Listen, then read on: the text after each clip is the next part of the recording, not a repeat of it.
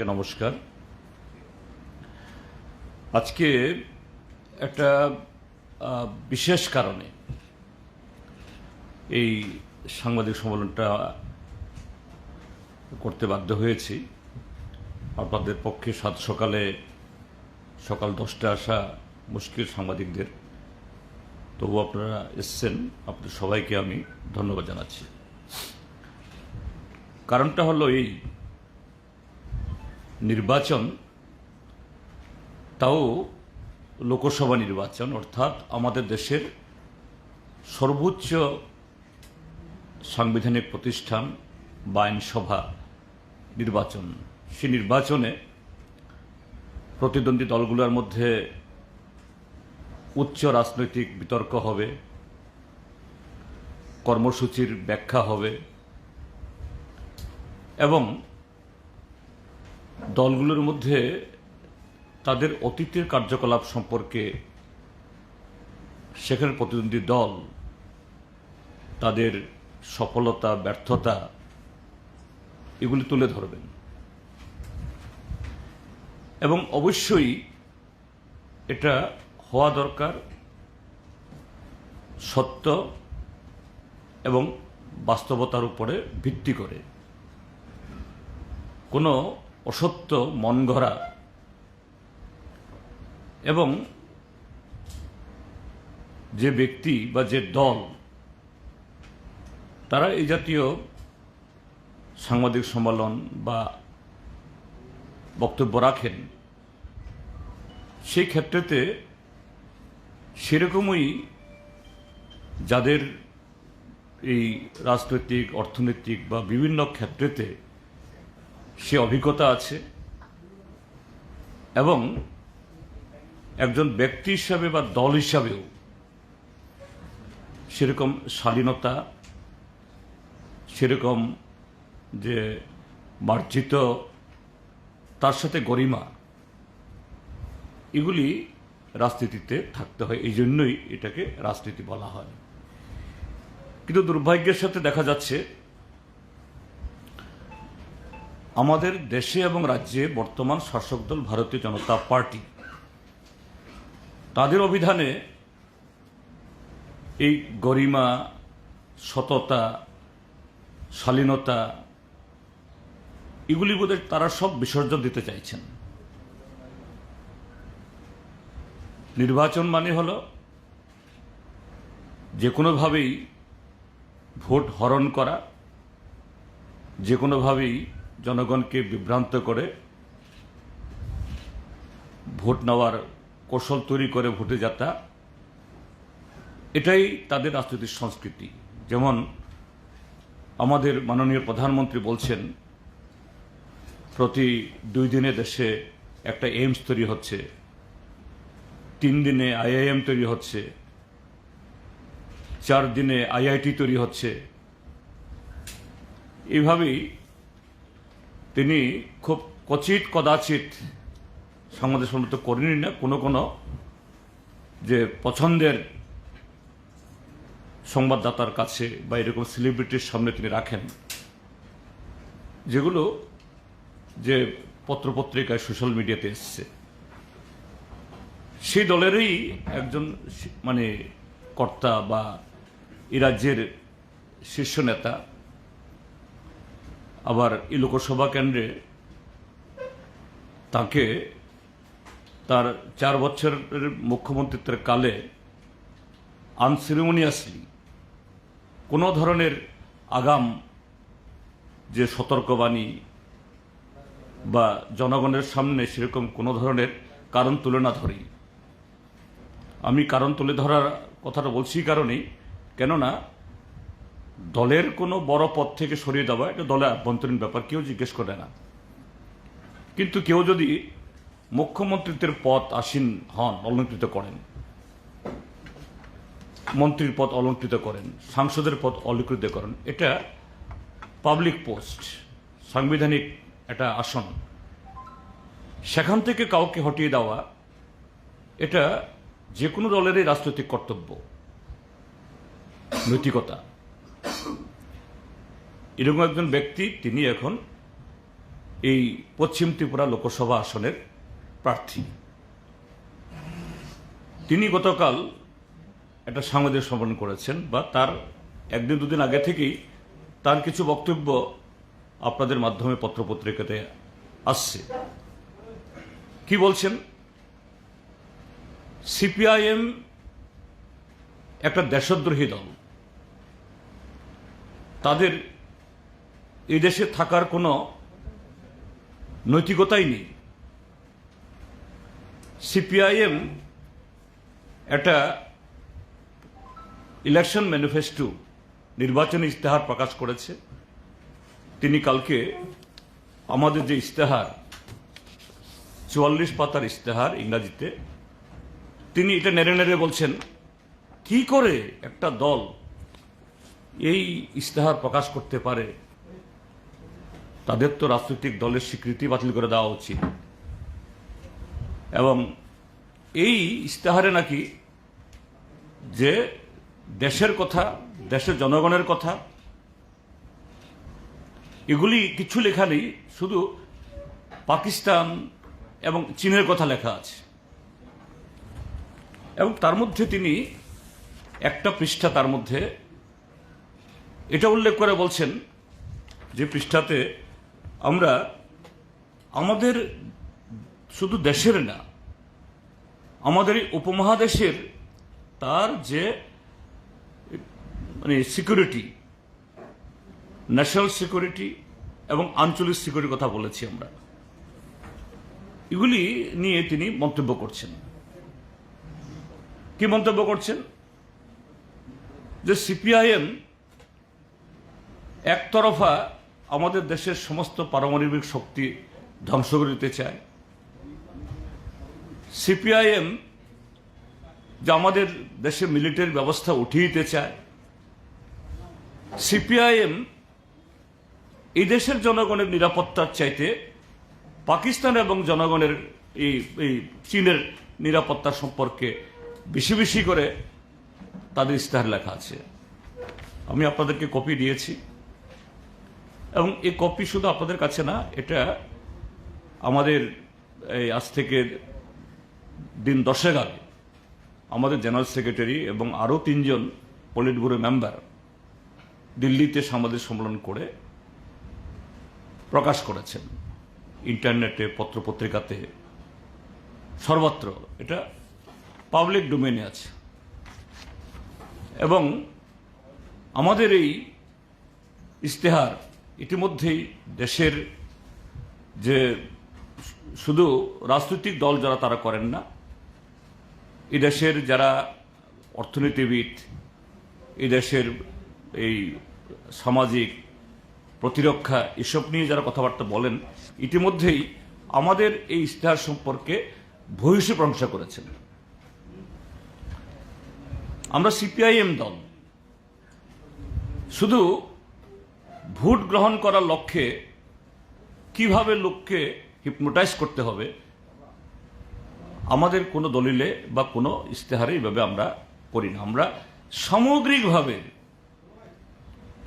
দেশের অর্থনীতি এবং সেই অর্থনীতির তার বিভিন্ন দিক, আর আমাদের দেশের যে নিরাপত্তা ব্যবস্থা, শিক্ষা ব্যবস্থা, সবটা মিলিয়েই আমাদের বক্তব্যিক অবস্থান আমরা করি যে আমরা ভারতের কমিউনিস্ট পার্টি মার্ক্সবাদী, আমরা তো মানে নিজেরা সরকার করব এরকম অবস্থার মধ্যে আমরা নই। আমরা চাই একটা ধর্মনিরপেক্ষ এবং বিকল্প, আজকের বিজেপির বিরোধী বা তার বিকল্প একটা সরকার, এবং সেই সরকারকে তার বাইরে থেকে সমর্থন করার মধ্য দিয়ে আমরা শিক্ষা সম্পর্কে, অর্থনীতি সম্পর্কে, স্বাস্থ্য সম্পর্কে, দেশের নিরাপত্তা সম্পর্কে কিভাবে আমরা তাকে বাধ্য করাবো বা তাকে চাপ দেব বা সহযোগিতা করব, আমরা সেভাবেই আমরা বলি। এবং তার উদাহরণ আছে ভুরি ভুরি। এই রাজ্যে যখন এই ইউপিএ সরকার হয়েছিল ডক্টর মনমোহন সিং নেতৃত্বে, আমরা বাইরে ছিলাম, 62 জন এমপি থাকার পরও আমরা মন্ত্রিসভায় যোগদান করিনি। কিন্তু যে কমন মিনিমাম প্রোগ্রাম রচনা করার মধ্য দিয়ে দেশের স্বাধীনতার পর সর্বপ্রথম যুগান্তকারী কয়েকটি আইন প্রণীত হয়েছে। এখনো সেই আইন আছে। মোদী সরকার নানাভাবে চেষ্টা করছে সে আইনকে ভাঙার জন্য, ক্ষতবিক্ষত করার জন্য, এখনো পারেনি।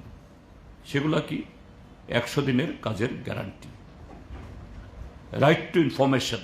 আপনারা যারা এই মিডিয়া জগতে আছেন, আপনাদের সবচেয়ে বড় হাতিয়ার, কিন্তু সেই হাতিয়ারটাকে ভোতা করে দিচ্ছে। ফরেস্ট রাইট অ্যাক্ট, বামপন্থীরা যদি সেদিন বাইরের থেকে সমর্থন না করত বা বামপন্থীদের উপর নির্ভরশীল না হতো, এই আইনগুলি হতো না। এবং 2004 থেকে 2009 সাল অবধি প্রথম ইউপিএ সরকার, সেই সময়তেই এই যে 2008 সালের বিশ্বমন্দা হয়েছিল, আমেরিকা ইউরোপ ধসে গিয়েছিল, কিন্তু ভারত তার অবশ্যই অবস্থার মধ্যেও ইউরোপ এবং আমেরিকা থেকে আমাদের অর্থনীতি আরো দুর্বল হওয়া সত্ত্বেও আমাদের দেশে সরাসরি তার আঁচ লাগেনি, আঁচ লাগতে পারেনি। কেন? কারণ বামপন্থীরা, ডক্টর মনমোহন সিং সরকার, তাকে আমাদের দেশে রাষ্ট্রায়ত্ত ব্যাংক বা রাষ্ট্রায়ত্ত এই যে বিমা, এগুলাকে বেসরকারি করতে আমরা দিইনি। ভারত বেঁচে গেছে বামপন্থীদের জন্য। কিন্তু বিপ্লব কুমার দেব বলছেন বিজেপি দলে শিক্ষিত লোক নিয়ে কথা বলছি না, বিপ্লব দেব অশিক্ষিত, এই কথাও বলবো না। নিশ্চয়ই বিএ পাস সার্টিফিকেট, এফিডেভিটে জমা দিয়েছেন। কিন্তু একটা মুখ্যমন্ত্রীর পদে আসীন ছিলেন 4টা বছর, এখন রাজ্যসভার সদস্য। এই জাতীয় যে মূর্খের মতো কথা বলে কি করে? আসল কথাটা হলো, ভারতীয় জনতা পার্টিকে পরিচালনা করে আরএসএস। এই আরএসএস এর কাছে যারা দীক্ষিত হয়, এদের কাছে শুধু হিংসা ছাড়া সংকীর্ণ দেশের অর্থনীতি হোক বা শিক্ষা হোক, ওই অন্ধভক্ত তৈরি করা ছাড়া আরএসএস এর কারখানায় আর কিছু তৈরি হয় না। তাদের প্রধানমন্ত্রী যেমন নরেন্দ্র মোদী বলেন, 2 দিনে একটা এইমস তৈরি হচ্ছে, 3 দিনে একটা আইএম তৈরি হচ্ছে, 4 দিনে একটা আইআইটি তৈরি হচ্ছে। তো এরকমভাবেই এই বিজেপি দলে এমএ পাস, বিএ পাস ছেলে মেয়ে নেই, কথা বলছি না, কিন্তু সব এই হোয়াটসঅ্যাপ ইউনিভার্সিটিতে তারা সে তথ্য নিয়েই এগুলি তারা বক্তৃতা করেন। বিপ্লব দেবও সেই হোয়াটসঅ্যাপ ইউনিভার্সিটির এক যোগ্য একজন ব্যক্তি, সেভাবেই মুখ্যমন্ত্রী হয়েছেন। এবং তিনি আবার 4.5 বছর আরো মেয়াদ থাকা সত্ত্বেও তাকে আবার লোকসভাতে আনার চেষ্টা করা হচ্ছে। আমি এই জায়গাতে বিপ্লব দাকে বলবো, প্রার্থীদের বিরুদ্ধে আমরা ব্যক্তিগত বলি না, কিন্তু ত্রিপুরাজ্যের রাজনৈতিক সংস্কৃতিতে বিগত কয়েক দশকে যে কয়েকজন রাজনীতিক এখানে হিংসা, ভোটে কারচুপি এবং বিভাজনের রাজনীতি এনেছেন। এর আগে সন্তোষ মোহন দেবের তার কৃতিত্ব ছিল, যার নাম পড়েছিল সন্ত্রাস মোহন দেব নামে। আর তার প্রায় আরো 35-40 বছর বাদে এই বিপ্লব দেব সেখানে তার নতুন সংস্করণ, এই রাজ্যে বাইক বাহিনী, হেলমেট বাহিনী, বিরোধী দলের অফিস কাছারি ভেঙে দেওয়া। এবং এই কদিন আগেও একটা জনসভায় দেখছিলাম, তিনি বক্তৃতা করছেন, যে গর্ব করে বলছেন, আমি বিরোধী দলের 900 পার্টি অফিস ভেঙে দিয়েছি। আপনাদের চ্যানেলগুলোতে দেখেছি। এইভাবেই নাকি ত্রিপুরাজ্যের মধ্যে যে অবৈধ রাজনৈতিক ব্যবস্থা হতো, আর তিনি এসে তার সংস্কার করেছিল। আমি দেখাবো আপনাদেরকে। এই বিপ্লব দেব একদিকে যখন বিরোধী দলের পার্টি অফিসগুলো ভেঙেছে, সারা ত্রিপুরাজ্যে বিজেপির অসংখ্য অফিস এরকম করে এখন মাথা তুলে দাঁড়িয়ে আছে, এগুলা থেকে নির্বাচনী কাজকর্ম চালাচ্ছে। এগুলার উপরে আমি মাননীয় আদালতে, হাইকোর্টে একটা রিট পিটিশন করেছিলাম, এই এফিডেভিট জমা দিয়েছিলাম। এই এফিডেভিট বলে সেখানে এফিডেভিটের এই রিটটা হয়েছে হলো আদালতের তরফ থেকে ইয়েতে, ওই রিটের নাম্বারটা হলো WP within bracket C PIL 21 of 2019 in the high court of Tripura Agartala. অর্থাৎ হাইকোর্টের একটা এরকমই একটা PIL হয়েছিল।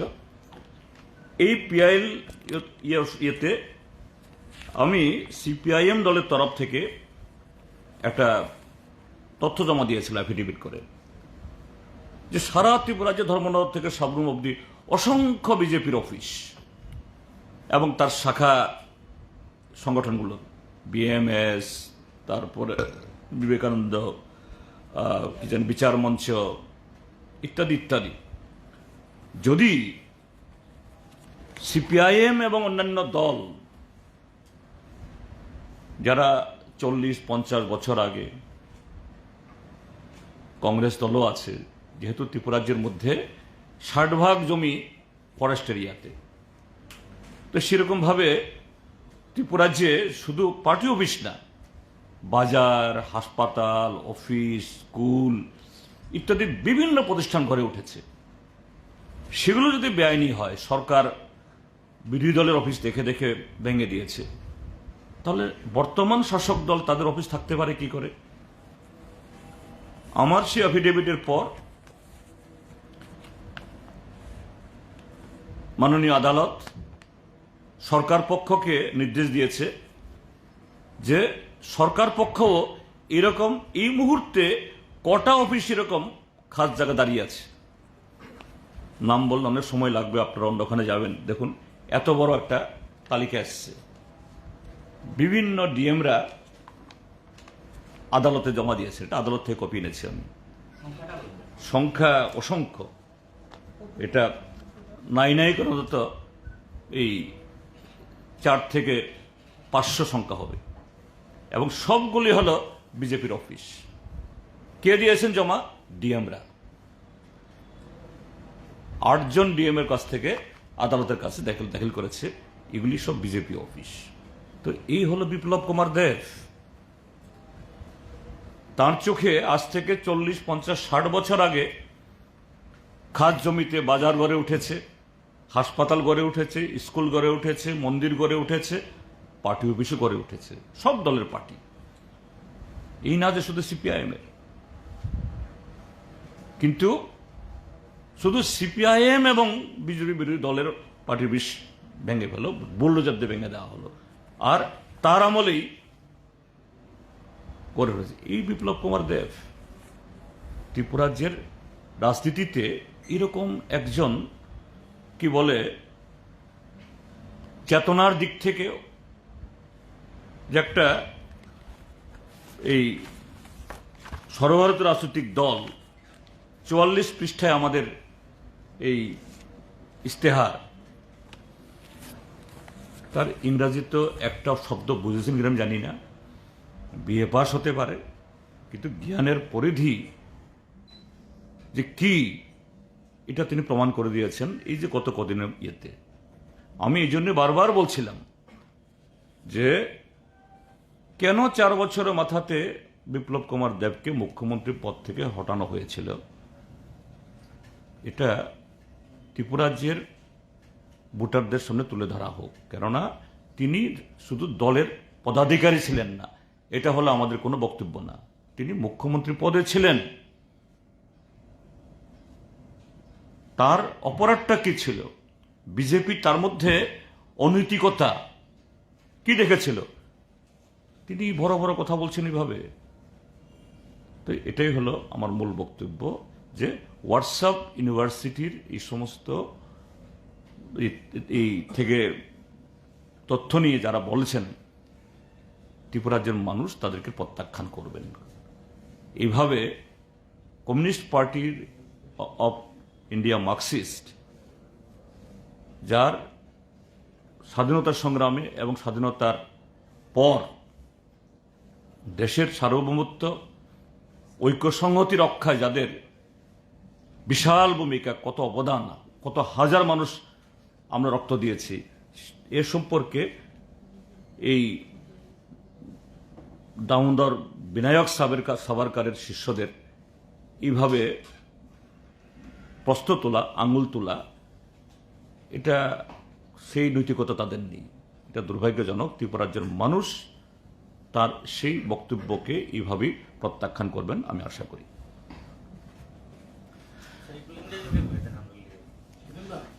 একটা প্রশ্ন ছিল, এই বিপ্লব দেবের সময় দেখা গেছে এই বাইক বাহিনী এগুলোর একটা উৎপাত ছিল। একটা সময় পর উনি মুখ্যমন্ত্রী থেকে সরে গেছেন বা সরিয়ে দেওয়া হয়েছে। এরপরে চিত্র এবং আবার উনি ফিরে এসেছেন, চিত্রটা কেমন কিভাবে দেখছেন? এখানেই বিষয়টা বোঝার বিজেপি দলটা কেমন। বিপ্লব কুমার দেবকে 4 বছরের মাথায় তার আসন থেকে নামিয়ে দিল্লিতে পাঠিয়ে দেওয়ার অন্যতম কারণ হল এই রাজনৈতিক সন্ত্রাস এবং ত্রিপুরাজ্যের মধ্যে যুব সমাজকে একদিকে ড্রাগ, অন্যদিকে এই রাজনৈতিক মাফিয়াতে করার মধ্য দিয়ে এখানকার টোটাল পরিস্থিতি পলিউট করার জন্য। অন্য কারণ তো আছেই, এগুলি আমাদের বলতে রুচি বাদে, আমরাও জানি এগুলি, যাই হোক এগুলি বলছি না এখানে। এবং তার এই ইয়ার ফলে বিজেপি দল এই যে গত 2023-এর বিধানসভা নির্বাচনে তাদের ভোট 11% কমে গেল, এত শত চেষ্টা করার পরও।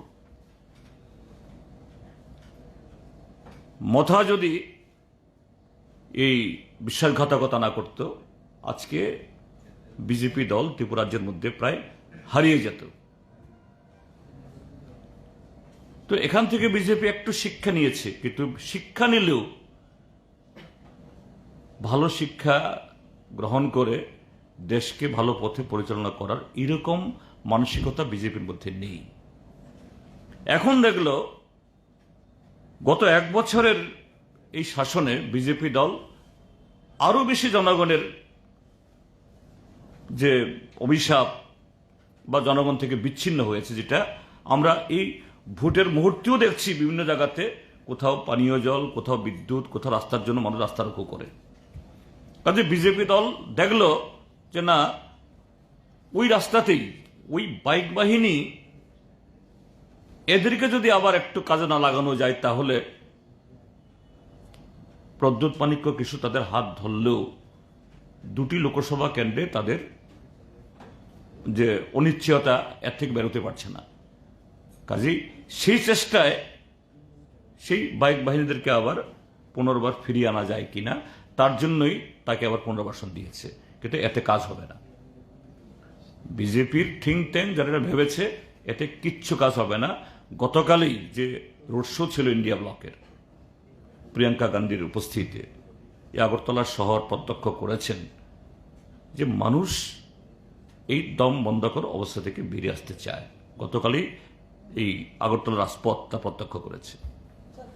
কদিন আগে বিজেপির প্রাক্তন একজন বিধায়ক ওই দল ছেড়ে কংগ্রেসে যোগ দিয়েছেন এবং বলেছেন যে বিপ্লব দেব প্রার্থী, উনি নাকি 10টা ইংরেজি বলতে পারেন না। তো আপনি বলছেন যে এই 44 পাতার ইংরেজি ম্যানিফেস্টো করেছে কিনা, ওনার বিএ পাস সার্টিফিকেট জমা দিয়েছে, এ নিয়ে কি সন্দেহ আছে কিছু? না, আমি সার্টিফিকেট সম্পর্কে আমি সন্দেহ প্রকাশ করছি না। তবে তুমি বললে প্রশ্ন করে বলতে হয়, পূর্ব ত্রিপুরা আসনের প্রার্থীর ইয়ে সম্পর্কে তিনি সন্দেহ তৈরি করেছেন, আমাদের না। আমি সেদিন বলেছি যে 2018 ইংরাজির এফিডেভিটে বলেছে 1992 ইংরেজিতে আমি লরেটো কনভেন্ট থেকে 10th পাশও বলিনি, আমি 10 ক্লাস অবধি পড়েছি। আর 2024-এর এফিডেভিটে বলছে আমি Meghalaya high school leaving certificate পেয়েছি 1990 ইংরেজিতে, আরো 2 বছর পিছিয়ে গিয়ে বলছেন। কাজেই ওটা সম্পর্কে আমাদের সন্দেহ, এই জন্য আমরা বলেছি আমরা। আর কোনো প্রার্থী এরকমভাবে তার এফিডেভিট যদি ভুল দেয়, তথ্য যদি ভুল দেয়, তাহলে নির্বাচনের নিয়মেই পাশ করলেও ফেল করলেও তার সদস্যপদ যাবে। আমরা এখন রাজনৈতিক লড়াই করছি, যদি আইনি লড়াই যদি করতে হয় আগামী দিনের জন্য আমরা ভাববো, এটা এখন আমরা ভাবছি না। আর বিপ্লব কুমার দেব তো তার যে বক্তব্য, তার বক্তৃতা এই মুখ্যমন্ত্রী থাকাকালীন সময়েতেও যে সমস্ত বক্তব্য রেখে তিনি ওই ভারতবর্ষের রাজনৈতিক চাটুকারদের জোকারের তালিকায় পড়েছেন, এটা তো ত্রিপুরা মানুষ জানেনি। কাজেই এগুলি সব হলো হোয়াটসঅ্যাপ ইউনিভার্সিটির তথ্য, এটা বাস্তব তথ্য না। আর আমাদের এই ম্যানিফেস্টো পরে বুঝার জ্ঞান তার নেই, কাজে এটা বলে লাভ নেই। 100 ভাগ। আজকে তো আমি তো বলেছি, যদিও জনসভা শুরু হয়নি, এখন সাবরুম থেকে খবর এসছে 20টা বাস দাঁড় করিয়েছে। এই একটু আগে, আমি এখানে আসার আগে আমাকে ফোন করছিল একজন, 20টা বাস দাঁড় করিয়েছে, কোনো রকমে 6টা বাসে লোক ঢুকে পাঠিয়েছে, বাকি 12টা বাস আর আগটলমুখ হয়নি। যেহেতু আমার বিধানসভা কেন্দ্র, আমার মহকুমা, নীতি বিজেপির লোক কত আসলো, বলছে 20টা বাস আছে, 6টা বাস গেছে আর 12টা বাস স্ট্যান্ডে চলে গেছে। হ্যাঁ, মেসেজ হলো ভারত দেশের মানুষের সাথে এই ত্রিপুরা রাজ্যের মানুষও বিজেপিকে ক্ষমতা থেকে হটিয়ে আমাদের দেশকে রক্ষার, সংবিধান রক্ষার জন্য দৃঢ় প্রতিজ্ঞ। বিজেপি গণতান্ত্রিক পথে গিয়ে জনগণের এই রায় সে কখনো স্বীকার করে না, এবারও করতে চাইবে না, নানা ধরনের ফন্ডি সৃষ্টি করতে পারে। আমার আবেদন থাকবে, সকাল সকাল আগামী 19 এবং 26 ঘর থেকে বের হন। যে কোনো পবিত্র কাজ আমরা সকালে ঘুম থেকে উঠে স্নান করে আমরা করি, এটা সবচেয়ে বড় পবিত্র কাজ। কাজে সেদিন করুন, বিজেপির পতন অনিবার্য। একই রামনগর বিধানসভা কেন্দ্র তো আরো বেশি, সেখানকার মানুষ জবরদস্তি করে এদের আই কার্ড, তারপরে কমিশন যে এই দিয়েছে, এগুলি ভোটার স্লিপ বিলি করছে, এগুলি নাকি তুলে নিয়ে যাচ্ছে। তো পরাজয়ের আতঙ্ক কিভাবে এদের মনকে গ্রাস করেছে, এটাই তো বোঝা যায়। স্যার, স্পেশালি ফর টিপ্রাসাদের কি বার্তা দিতে চাইবেন আপনি? চিনি টিপ্রাসা তাকো বকর স্থানীয় ও কক সানার নাইও টিপ্রাসা হিনই থাংনাই বিশিদক আইপিএফটি এবং আবনি হল ত্রিপুরা মথা ত্রিপুরা সংরক্ষণকা চিনি ত্রিপুরা হানি যত লোকর নথুনকা। যে বিপ্লব দেব এই 8 জানুয়ারি 2019 बांग्लादेशी इसको हम हटाएंगे, वो विप्लव देव मेरा परम मित्र हो गया। अभी एडीसी এলাকাতে গিয়ে বলছে, আমাদের ট্রাইবাল এলাকাতে গিয়ে, বিপ্লব দেব মেরা মিত্র, যে মিত্র তোমার লোককে গুলি করে পৃথিবী থেকে সরিতে চায়, আর সেই বিপ্লব দেব এখন পরম মিত্র, শুধু মিত্র না। কাজেই চিনি ত্রিপ্রাসা তাকো বকরব আপু বুচিদি, হ্যাঁ চিনি রাজানি বুসুক রাজবানী চেরাইব বনসুং বরম গাইও হাম্বা হাম যাব, কিন্তু চিনি থিনাংন চিনি সিনিমংন চিনি হান চিনি মান্থাইন আমটি খাই ফালেরিউই ব বিজেপি হাই দলন হাফাঙ্গ নারক নাই তাই বাইসা দিল্लीও আবো খাইनायनि बागै जुबाजु खायनाय आबोनो त्रिपुरा सरक जों मानि मानिया जे सिनि जे सेल्फ रेसपेक्ट गोनां बरक सागनो हामजांनाय बरक दफान हामजांनाय बरक केबो आबोनो गसि मानिया काजि आनि अबतन नाय व्यक्तिगतभावे प्रार्थी बाय दलनि नेता बाय चिनि कोनो केना करी कोनो आरि करी किन्तु आबो चिनि फ्यूचार चिनि थिना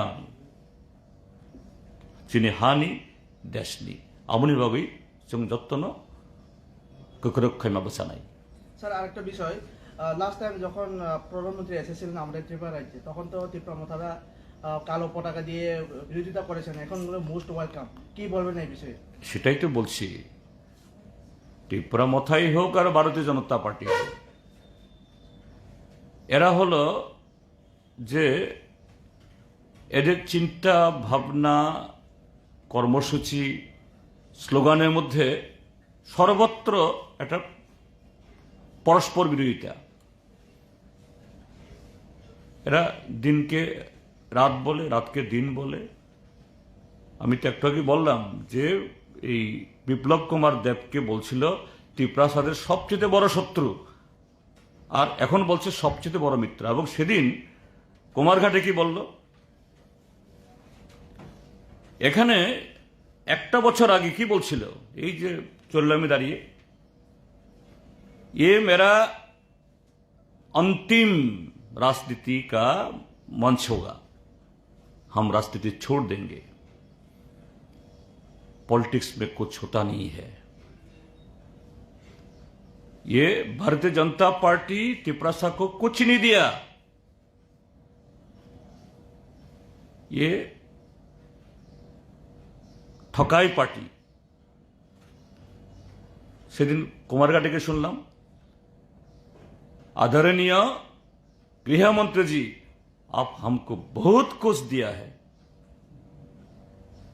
11 मास आगे कुछ नहीं दिया हमको खत्म करने के लिए कोशिश हो रहा है और 11 मास बाद माननीय गृह मंत्री जी आप हमको बहुत कुछ दिया है क्या दिया है बहुत कुछ तो সেই জন্যই বলছি যে আজকে তখন কালো পতাকা এখন আবার দুহাত তুলে প্রশংসা এটা কদিন বাদে তারা নিজেদেরকে অস্বীকার করবে